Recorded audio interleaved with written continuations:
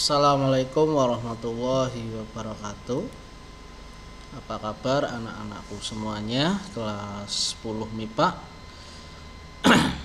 Saya harapkan kalian dan kita semua sehat walafiat, tanpa kurang suatu apapun, dan tetap dalam lindungan Allah Subhanahu wa taala. Amin amin ya robbal alamin. Ya, untuk semester 2 masih kita lanjutkan pembelajaran daringnya karena kondisi yang masih berlanjut ya, pandeminya ya. Maka dari itu kita harus tetap semangat walaupun pembelajaran yang daring, kita gak bisa ketemu, tapi kita harus tetap semangat. Dan kunci daripada keberhasilan pembelajaran daring adalah aktif ya.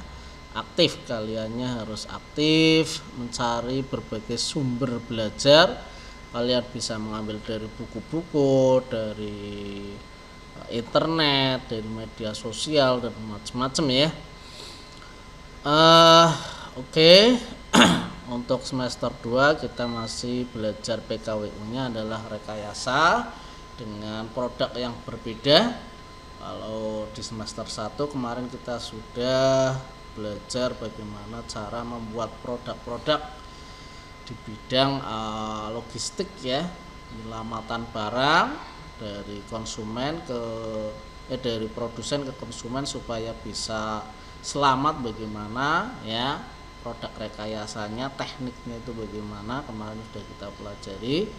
Sekarang kita akan belajar produk yang kedua, yaitu wirausaha produk grafika. Kemarin Pak Zainal sudah memberikan pretest untuk kalian seputar wirausaha produk grafika. Semua sudah menjawab ya, hampir semua sudah menjawab dengan benar, sudah bagus, sudah ada gambaran apa yang akan kita pelajari. Jangan lupa ketika kalian mendengarkan atau melihat video penjelasan dari Pak Zainal, kalian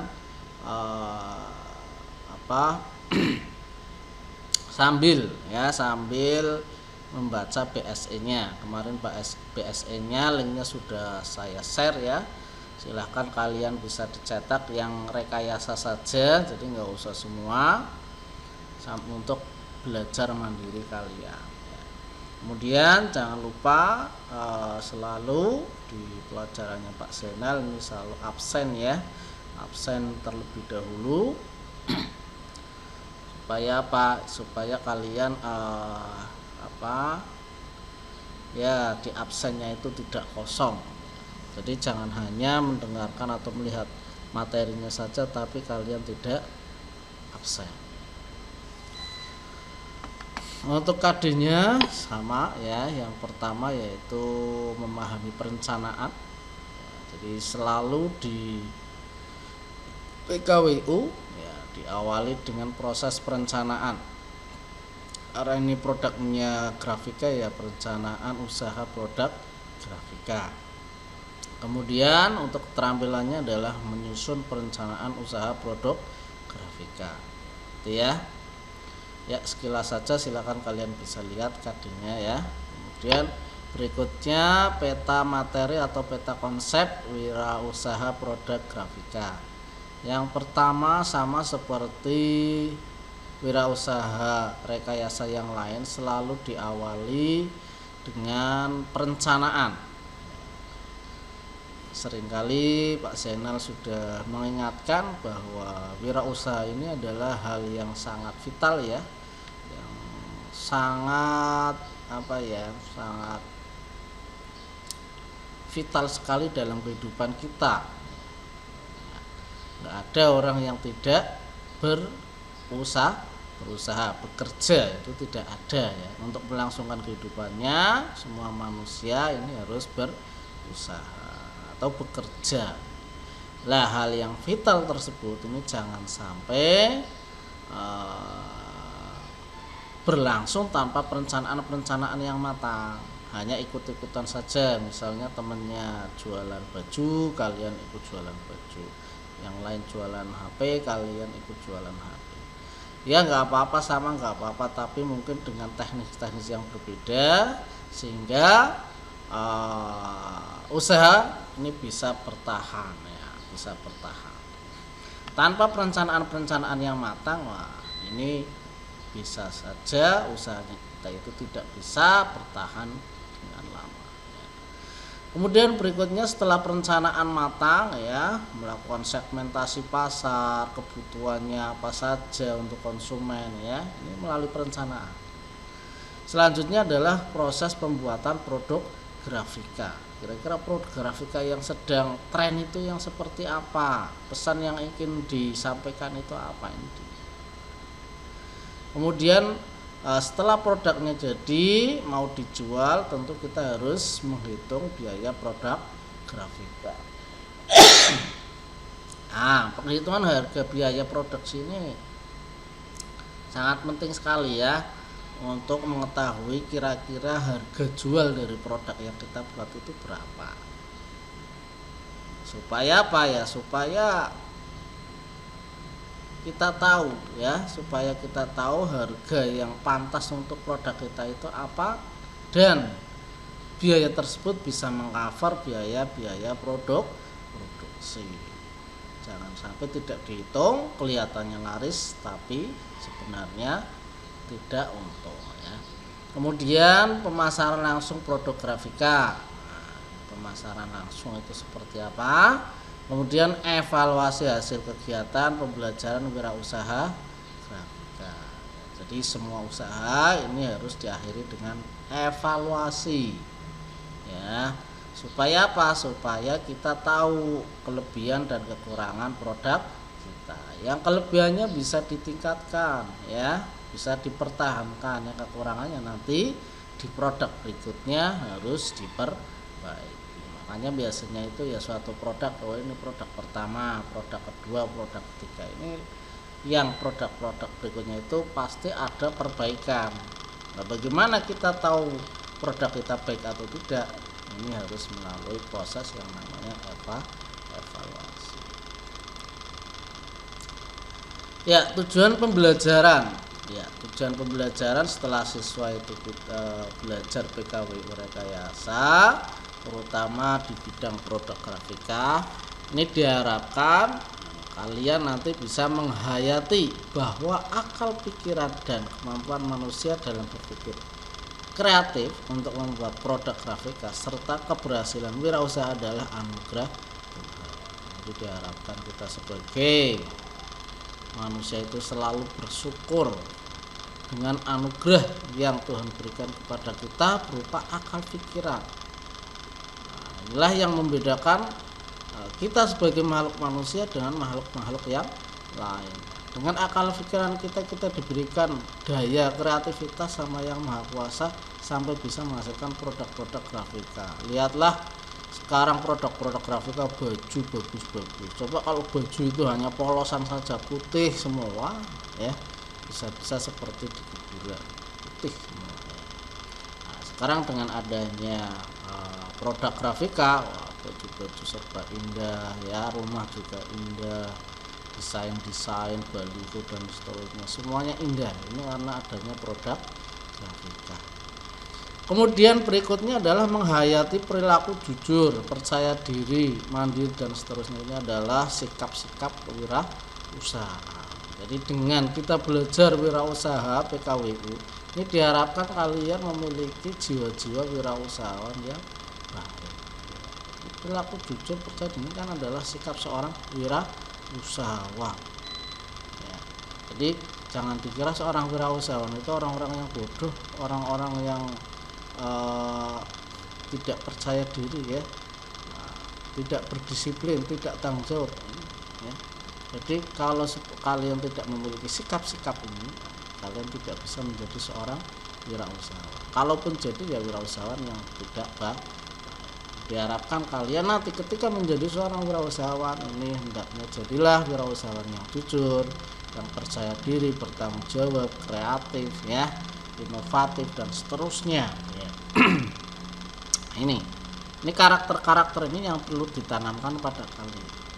Jadi saya sering bilang bahwa belajar PKWU itu mudah. Yang sulit adalah membentuk karakter jiwa wirausaha. Kalau kalian sudah memiliki karakter jiwa wirausaha, ini apapun kalian bisa mengubah sesuatu bisa menjadi uang. Sampah bisa jadi uang, ya. Bahan-bahan yang tidak berguna bisa jadi uang, dan seterusnya. Itu kalau kalian sudah memiliki jiwa wirausaha. Tapi kalau kalian belum, ini selamanya kalian akan memiliki jiwa-jiwa konsumtif. Kalian hanya sukanya membeli. Walaupun barang sudah banyak di rumah, tapi kalian sukanya hanya membeli saja, tanpa bisa memproduksi. Maka dari itu ya, mulai sedikit demi sedikit cobalah jiwa kita rubah dari jiwa konsumen atau konsumtif menjadi jiwa-jiwa yang produktif atau jiwa-jiwa wirausaha. Kemudian diharapkan kita nanti bisa mendesain dan membuat produk, ya, terutama di bidang grafika. Kemudian mempresentasikan dan memasarkan produk grafika dengan berlaku jujur dan percaya diri, melakukan evaluasi dan seterusnya, ya. Ini tujuan daripada pembelajaran kita. Ya, kemarin di pretest kemarin sudah banyak yang menjawab, sudah betul ya. Jadi kalau kita lihat dari katanya grafika, ini berarti nanti kita akan belajar bagaimana cara berwirausaha di bidang menggambar ya. Sebenarnya gambar ini sudah lama ada, sudah dikenal manusia sejak lama. Ya, ini grafika atau dalam bahasa Inggrisnya ada grafik adalah presentasi visual pada suatu permukaan yang bertujuan untuk memberikan informasi atau keindahan. Jadi pengertian grafika adalah gambar dan teks yang ditampilkan pada bidang datar yang bertujuan untuk memberikan informasi atau keindahan. Jadi diharapkan grafika di sini adalah kombinasi antara gambar dan tulisan yang divisualisasikan dalam suatu bidang, ya. Yang tujuannya ya otomatis untuk memberikan informasi ataupun keindahan. Bercerita masalah gambar ini sudah sangat tua, ya. Jadi sebelum tulisan ada itu, gambar itu sudah digunakan untuk berbagai komunikasi. Ada pepatah bilang bahwa gambar itu mempresentasikan 1000 kata. Anak kecil yang belum bisa membaca ketika mau belajar ini akan lebih mudah mengenal atau menggunakan gambar-gambar daripada tulisan atau dengan kata-kata. Gambar itu sifatnya universal. Walaupun kalian tidak mengetahui bahasa seseorang di suatu negara, kalian akan memahami gambar. Ya. Contoh misalnya kalian tersesat di negara entah berantah yang tidak tahu bahasanya. Ketika kalian mau masuk ke toilet, ya, nah walaupun kalian nggak tahu itu tulisan apa, kalian lihat gambarnya sudah paham. Oh ini gambar perempuan, oh ini gambar laki-laki, oh ini berarti toilet laki-laki, ini toilet perempuan. Gambaran kecilnya saja seperti itu. Gambar itu bisa digunakan untuk komunikasi tanpa harus menggunakan tulisan, itu sudah dikenali karena gambar itu sifatnya universal. Jadi sebelum manusia itu mengenal tulisan, gambar itu sudah ada, ya. Lah contohnya seperti ini ya. Pada zaman dulu gambar-gambar itu dibuat pada batu, dituliskan di gua, ya, di daun lontar gitu, ya. Jadi itu hebatnya gambar. Sama seperti kalian misalnya ingin mengutarakan cinta sama seorang gadis, gadis ingin mengutarakan cinta pada seorang laki-laki. Wah, kadang-kadang orang yang diberikan surat yang panjang lebar malah bingung. Tapi dikasih misalnya gambar daun waru plus arah panah, udah paham, berarti dia menyukai saya, dia menyukai kita dan seterusnya. Itu hebatnya gambar. Gambar ini memiliki pemahaman yang universal. Dan dengan gambar-gambar ini juga membuat semuanya jadi indah. Tadi sudah saya jelaskan, bayangkan kalau semua baju warnanya putih semua, nggak ada gambarnya, atau hitam semua nggak ada gambarnya, kan kurang indah. Jadi di zaman dahulu ini sudah ada ya, sudah dikenal. Ini berbagai sejarah bisa kalian lihat di PS ini. Di Cina pada dinasti Han sekitar 206 sebelum Masehi ini hingga 220 Masehi ini artefak ya ditemukan. Nah, artefak tulisan-tulisan, gambar-gambar di bebatuan ya. Nah, ini sudah ada. Berarti mereka sudah mengenal gambar, sudah mengenal seni ya. Seni ukir ya, seni ukir, seni pahat. Kemudian pada tahun 1433 Johannes Gutenberg, seorang pandai besi di Jerman, membuat inovasi berupa penggunaan mekanik untuk menekan acuan cetak terhadap kertas, sablon. Sablon ya, jadi sablon itu kan diukir terlebih dahulu, kemudian dikasih warna, kemudian ditekankan pada bahan baju yang ingin diberi gambar, dicap. Kemudian yang sekarang itu sudah menggunakan teknologi elektronika dan informatika. Wah, ini sudah perkembangan sekarang yang sangat luar biasa di bidang grafik. Sekarang itu muncul software, program-program dengan fasilitas komputer untuk desain grafis yang luar biasa bagus. Kalau kalian ingin membuat gambar dari awal, kalian bisa menggunakan software yang namanya Corel Draw. Kalau kalian ingin mengedit gambar sudah jadi ingin diedit, kalian bisa menggunakan Photoshop. Ya. Kalau kalian ingin membuat animasi gambar gerak, kalian bisa menggunakan 3D Max mungkin ya, menggunakan Macromedia Flash, menggunakan untuk membuat video film itu ya, After Effects, menggunakan editing video banyak, Camtasia ya, kemudian ada ya, banyak ya, editing video seperti yang terkenal itu ada ya After Effects ya, yang sudah menggunakan gambar-gambar 3 dimensi.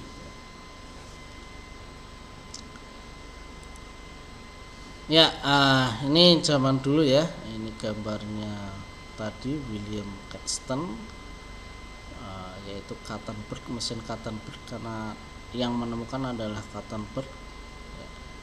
Ini mesin menekan ada gambar untuk mengecap gambar pada kain. Nah, ini yang sekarang ini sudah menggunakan printing, cetak, gambarnya dibuat di komputer, kalau sudah jadi dicetak. Ngomong-ngomong masalah cetak, wah ini teknologi komputer itu udah luar biasa. Mau mencetak di kertas, mau mencetak di baju, mau mencetak di baliho itu bisa, tergantung printernya. Ya, kalau yang printer biasa yang kecil seperti ini untuk kertas ya, kertasnya pun ukurannya macam-macam. Ada yang kecil sekali, ada yang sedang, ada yang besar, ada yang besar sekali, itu bisa. Banyak printer yang bisa gunakan. Kecil untuk mencetak seperti di swalayan itu bisa. Yang sedang seperti ini ya untuk pembelajaran itu bisa. Yang besar lagi plotter itu bisa mencetak baliho ya. Kemudian untuk mencetak printing baju itu juga ada.